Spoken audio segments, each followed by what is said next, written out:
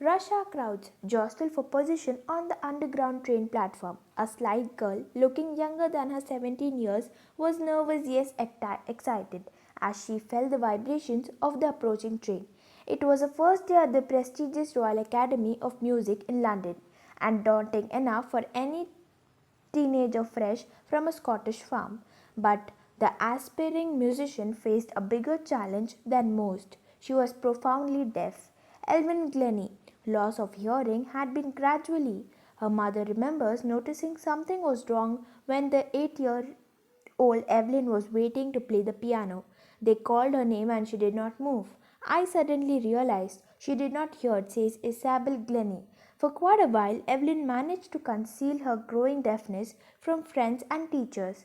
But by the time she was 11, her marks was deteriorated and her headmisters urged her parents to take her to a specialist. It then had discovered that her hearing was severely impaired as a result of gradual nerve damage. They were advised that she should be fitted with hearing aids and sent to a school for the deaf. Everything suddenly looked black, says Evelyn. But Evelyn was not going to give up. She was determined to lead a normal life and pursue her interest in music. One day she noticed a girl playing a xylophone and decided that she wanted to play it too. Most of the teachers discouraged her, but percussionist Ron Forbes spotted her potential. He began by turning two large drums to different notes. Don't listen through your ears, he would say. Try to listen it some other way, says Elvin.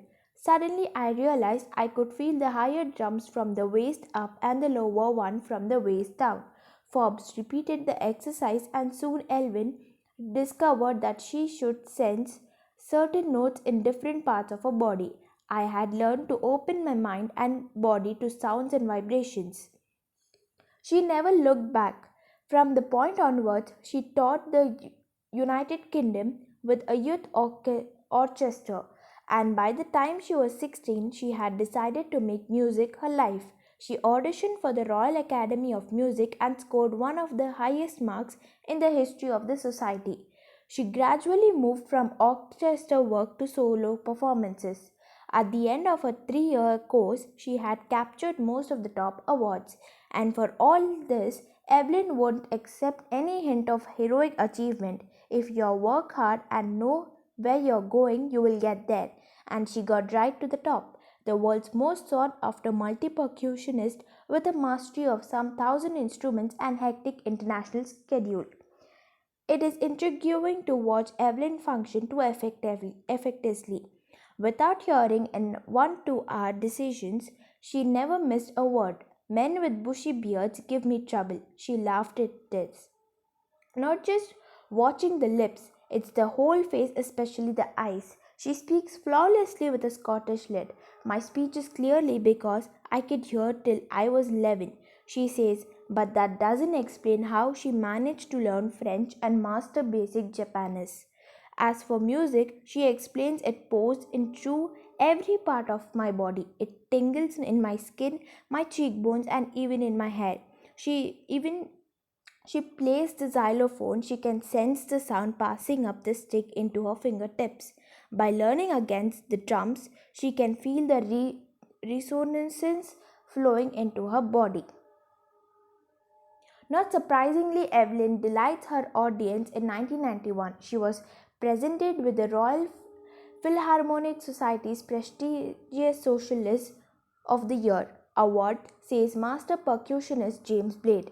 God may have taken her hearing, just he has given her back something extraordinary. What we hear, she feels far more deeply than any one of us. That is why she expresses music so beautifully. Evelyn confesses that she is something of a workaholic. I have just go to work, often harder than classical musicians, but the rewards are enormous. Apart from the regular concerts, Evelyn also gives free concert in prisons and hospitals. She also gives highly priority to classes for young musicians. And Anne Richland of the Beethoven Fund for Deaf Children says she is shining inspiration for deaf children. They see that there is nowhere what they cannot go. Evelyn Glennie has already accomplished more than most people twice her age. She has brought percussion to the front of the orchestra and demonstrated that it can be a very moving. Emperor Aurangzeb banned the playing of a musical instrument called pungi in the royal residence for it had a shrill, unpleasant sound. Pungi became the generic name for the dreaded noisemakers. Few had thought it would one day be revived. A Baba of a family of a professional musician who had access to the royal palace decided to improve the tonal quality of the pungi. He chose a pipe with a natural hollow stem that was longer and broader than the pungi and made 7 holes of the body of the pipe. When he played on it, closing and opening some of these holes, soft melodious sounds were introduced. He played the instrument before royalty and everyone was impressed. As the story goes, since it was first played in the Shah chambers and was played by Babur, the instrument was named as the Shehnai. The sound of the Shehnai began to be considered auspicious, and for this reason, it is still played in temples and an indispensable component of any North Indian wedding. In the past, the Shehnai was the part of Naubat or traditional assembly of 9 instruments found at royal court. Till recently, it was used only in temples and weddings. The credit for bringing this instrument onto the classical stage goes to Ustad Bismillah Khan. As a 5-year-old, Bismillah Khan played Gilli Danda near a pond in an Asian estate of a Damrun in Bihar.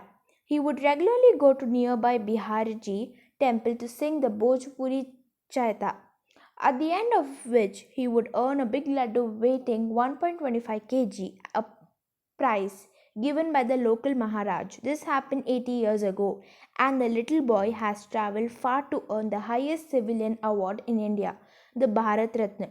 Born on 21st March 1960, Bismillah belonged to a well known family of musicians from Bihar.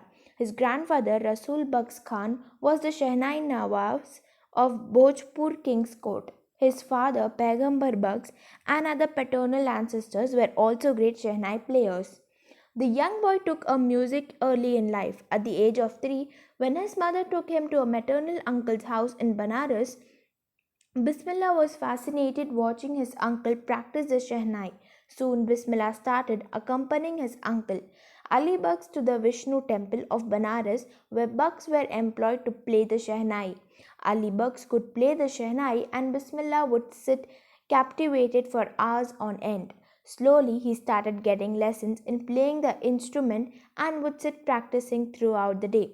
For years to come, the temple of Balaji Mangala Maya and the banks of the Ganga became the youngest applicants' favorite haunts where they could practice in solitude.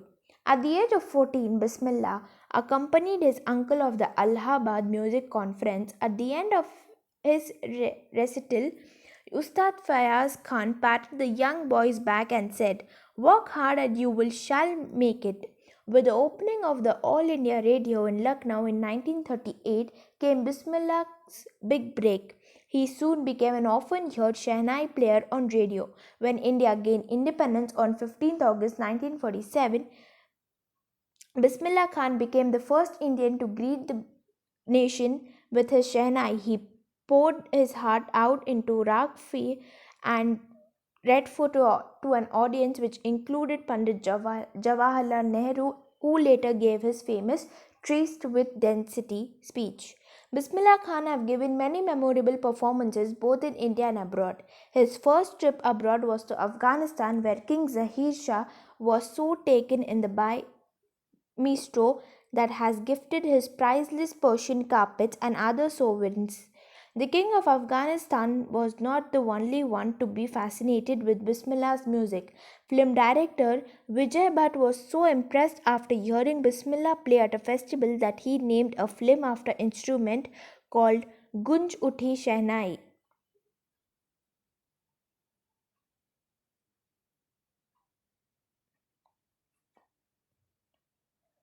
Film was a hit and one of Bismillah Khan's composition, Dil Ka Khilona Hai Toot Gaya, turned out to be a national-wide chartbuster.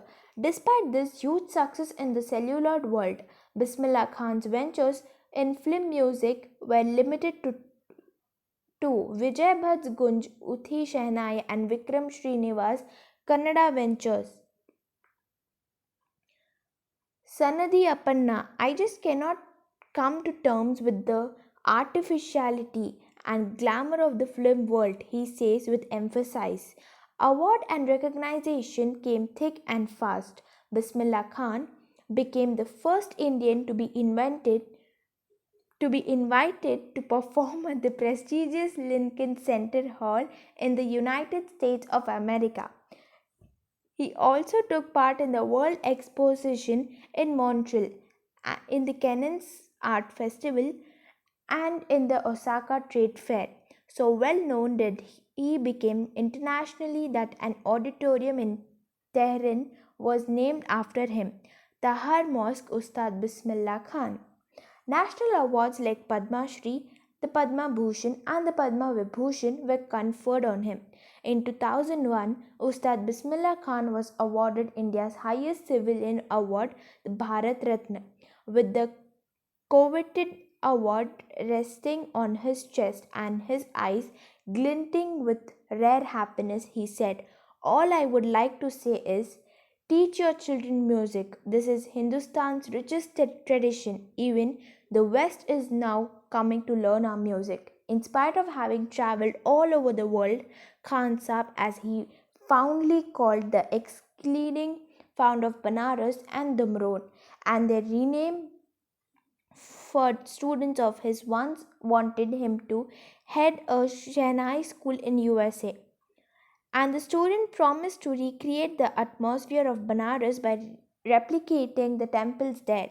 But Khan Sahib asked him if he would be able to transport River Ganga as well. As later he is remembered to have said, "That is why whenever I am in foreign country I keep yearning to see Hindustan. While in Mumbai I think of only Banaras and only Holy Ganga, and while in Banaras I miss the unique matha of Damron." Ustad Bismillah Khan is a perfect example of the rich culture heritage of India, one that effortlessly accepts that a devout Muslim like him can very naturally play the Shehnai every morning at the Kashi Vishwanath temple. Ustad Bismillah Khan passed away on 21st August 2006 at the age of 19 after a prolonged illness. He was given a state funeral and the government of India declared one day of national mourning. So, thank you for watching, guys. Please do share, subscribe, like, and don't forget to comment below. And do click the bell icon.